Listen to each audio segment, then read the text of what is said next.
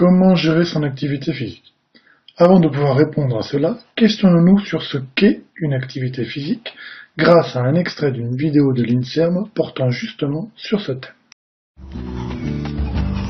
Un sport, c'est plus un choix, tandis qu'une activité physique, c'est vraiment pour maintenir son corps en bon état. De bouger, c'est le mouvement, c'est aussi le sport, mais c'est pas que le sport. Oui, l'activité physique, c'est vraiment tous les jours, c'est de ne pas rester dans le canapé. Après le sport, c'est encore autre chose. Ouais.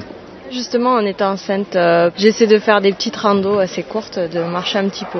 Au niveau cardiaque, pour la santé, pour musculaire, c'est un renforcement, c'est un prolongement de la vie, c'est du bienfait autant au corps que de la tête. Voilà. Donc, l'activité physique au sens vraiment général, c'est défini comme tous les mouvements corporels qui vont faire dépenser un peu d'énergie.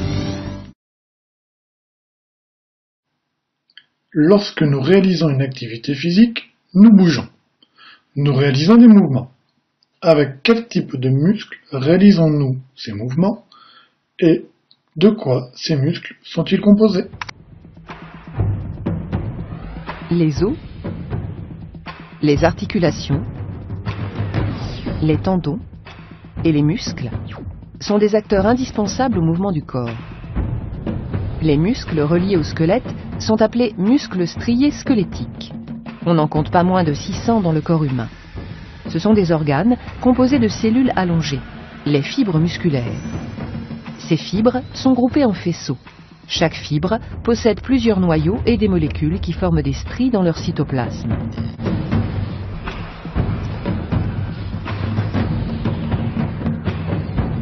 La fibre musculaire présente la particularité de pouvoir se contracter, c'est-à-dire de se raccourcir.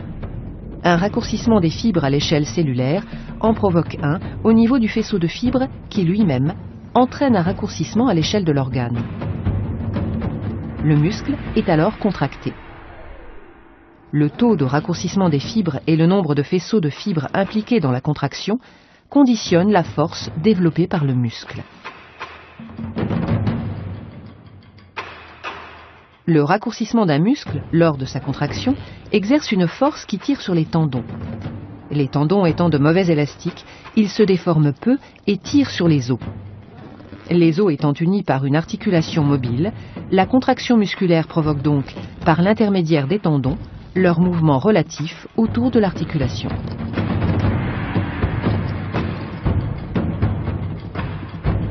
C'est donc la contraction des muscles striés squelettiques, par conséquent celle des cellules musculaires, qui est le moteur de tous les mouvements du corps. Précisons un peu ce qui a été dit dans la vidéo concernant le muscle. Donc le muscle strié, qui permet le mouvement, est composé de plusieurs faisceaux musculaires.